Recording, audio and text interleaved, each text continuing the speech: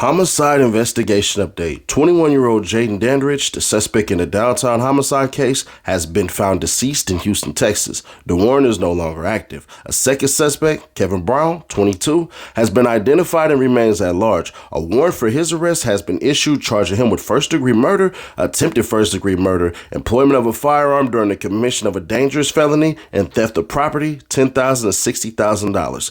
This investigation is ongoing. If you have any information, contact Crime Stoppers at 901-528-CASH.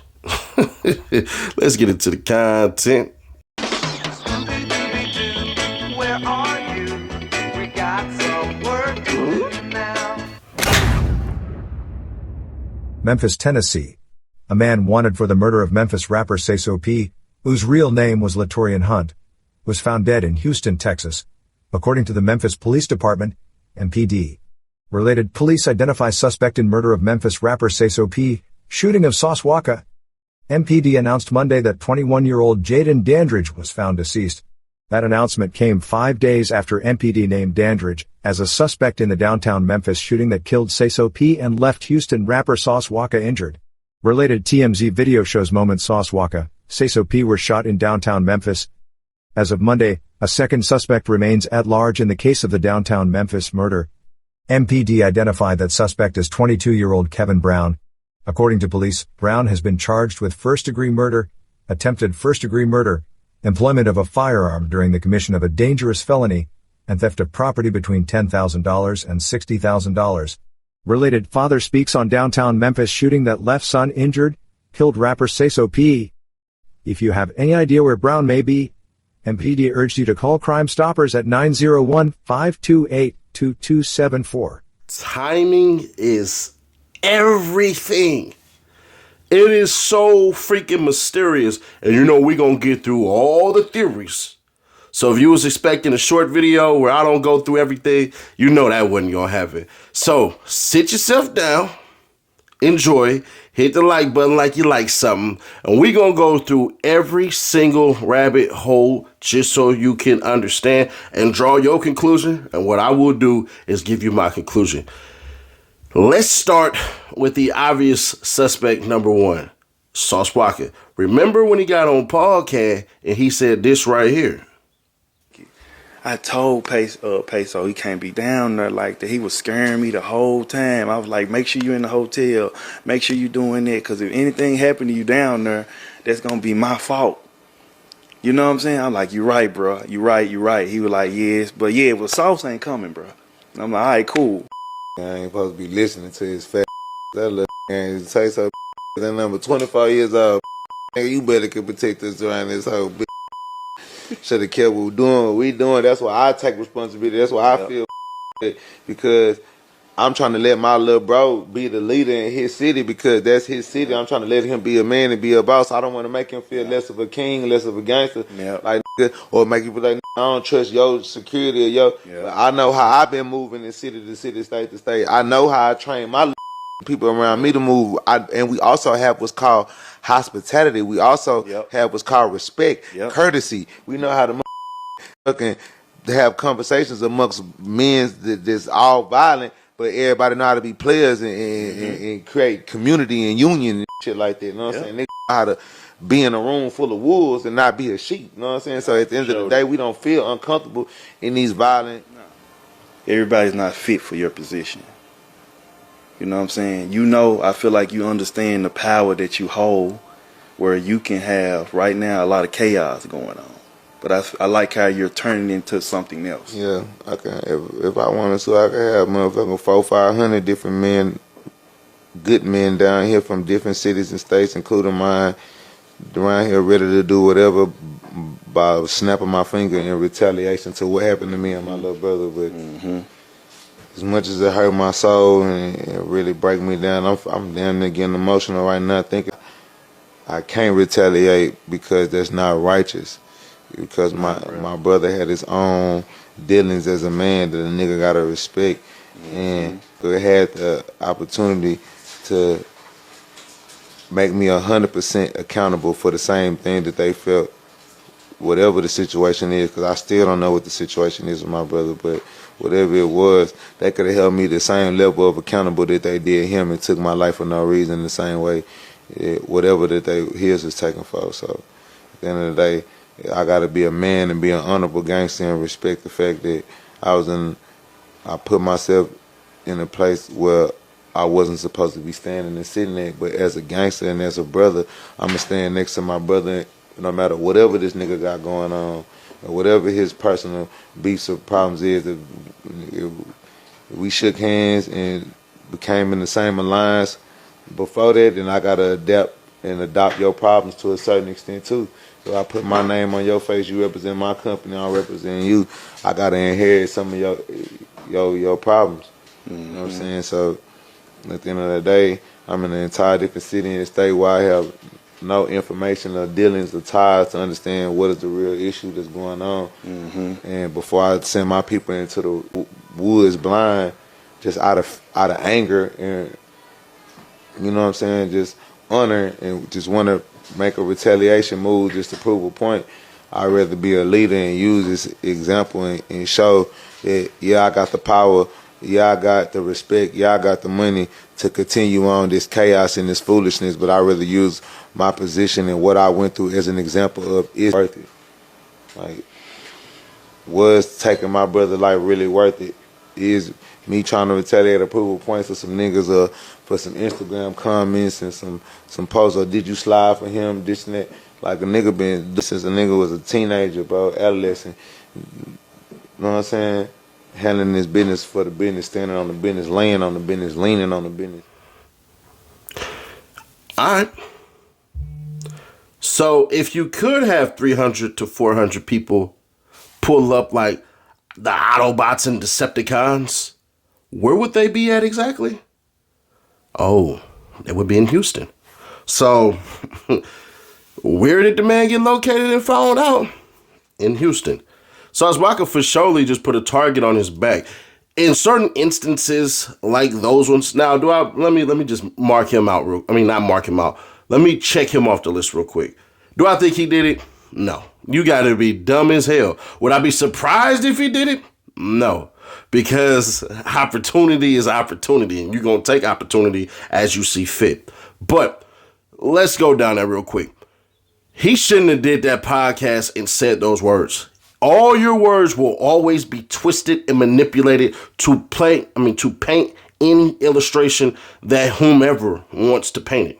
So understand that part. When Sauce Walka decided to open his flap, it say, yeah, man, I can have 300 to 400 people pop up and do this and do that and everything like that. Bruh, it takes more to heal than it does to destroy. So him saying that, trying to flex like it's all that, all right, bro, that's cool. But at the same token, the same time, them words, God forbid, if anything would have happened to one of the shooters, there you go. Now, here's the biggest thing. That's what was supposed to happen. That was what was supposed to happen. Take exhibit number 2. Jaden Bernard Dandridge, basically, all he has in his criminal history is a traffic citation.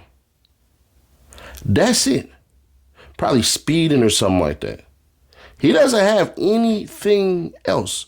No other charges, no nothing. Speeding, like I said, I'll be right when I be right. So yeah, all he has is basically this speeding ticket. He don't got anything else. And he basically was speeding in a freaking neighborhood. He's young. He's 21 years old. You see this right here? Traffic ticket. That's it. So he didn't fight it, which youngins, if y'all get a traffic ticket, just take traffic school, man. You don't need them points on your record. But now they updated it right here. 3/24, 2025. State warrant, active warrant.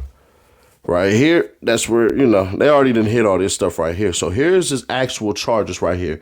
Criminal intent, first-degree murder, criminal intent, first-degree murder, first-degree murder, possession of firearm, commission of a felony, possession of firearm, commission of a felony, theft of property. This is what they're charging them with for the car. This is the car stuff right here. So now you see. Now, watch me tie it all together to show you 100% why he's going to tell. He had no record, only speeding in the neighborhood. When you're doing basically over 35, you either on a little main street, because this really was 25, 20 in the neighborhood in a resi. So yeah, he was on the main street doing that, bro. He was speeding in the main street and the cops popped him. He ain't had no experience of dealing with the law. Now, if he did that as a juvenile, then that's something completely different. You get what I'm saying? So there's that. Like a lot of us, bro, we got records juvenile hall-wise, but we wisened up when we got older and learned how to operate. Well, I did. For the most part, anybody I know that had a record in juvie, either you went all the way left or you figured out the system and learned how to play the game. Either way that goes, he didn't have a record like that. That was supposed to happen. Now, the third thing is this. How did the police find him? And why are the police being so secretive right now? Now, my theory is that he did it to himself. That's my theory. And I could be 100% wrong. But they said he was found dead. They didn't say engaged in bullet spraying and all this stuff and everything with the police. So they never said that part right there. So in my mind, he either popped something or shot something. Or one of his people did what they were supposed to do. You tie up loose ends, bruh. Like there's a reason why Lil Buddy decided to do this right here.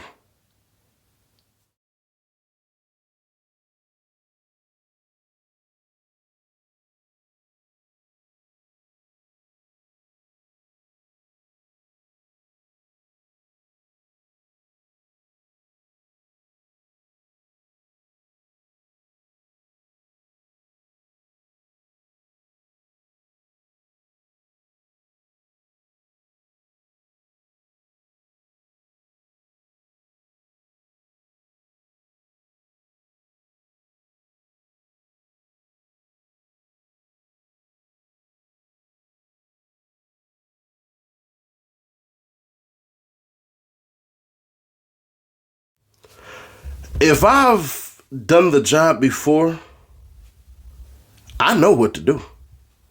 They swap spots with Lil Buddy because let's keep it authentic. He wasn't built for that. This is his test. And I think they seen that video and was like, yeah, nah, hell nah. Now, once again, that's my second theory is that his own people took him out. Third would be Sauce Walka and their crew. And I wouldn't even say him in particular. I would say somebody knew who he was or whatever like that. But then again, bro, he kind of looked like, he looked stereotypical of a YN. Dreads, got a little bit of height to him, ain't really fat or nothing like that. Bro, he could blend in every major black city in America. Well, any city in America that has a good population of black people. I'm gonna be fair. He could definitely blend in. So to me, to say Sauce Walka or his people got him, and trust me, I'm gonna get to the most dangerous theory of them all. But y'all know how I gotta do this. So if it's his people, bro, he was the last person. Last person that they had seen. Now the other guy, trust me, we got a whole video for him. Because, yeah, he just got named as a suspect. Let me pull up his name real quick because I don't want to say his name wrong. Kevin Brown, 22 years old. We're going to pull up his record too. But as it stands right now, if I'm a theorist, I'm thinking either he did it to himself, which I believe either he popped himself or he popped something and that was the end of him. And he knew, like, bro, man, I can't spend the rest of my life in jail, bro. I can't do no time. I can't do all that, man.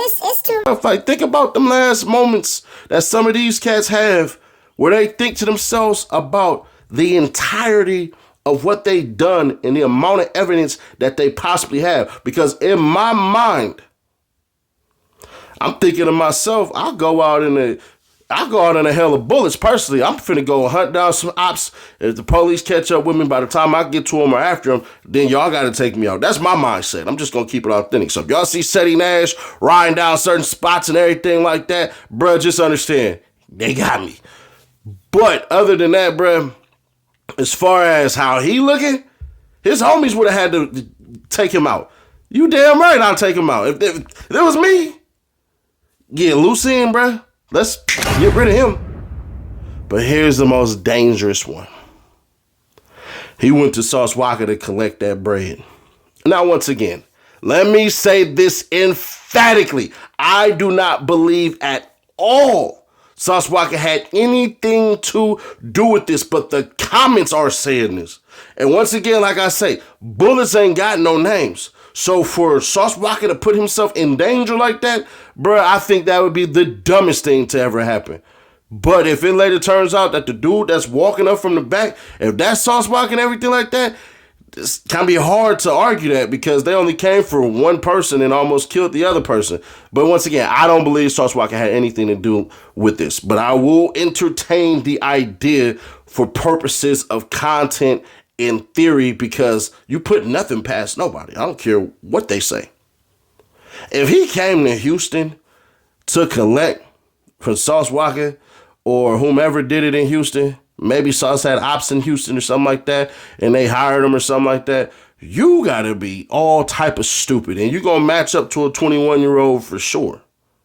If he came down there to collect and they smoked him, good job. There's a saying when we used to watch pirate movies, when we used to watch all of these movies and everything like that, where they would say, "Dead men tell no tales." Dead men tell no tales.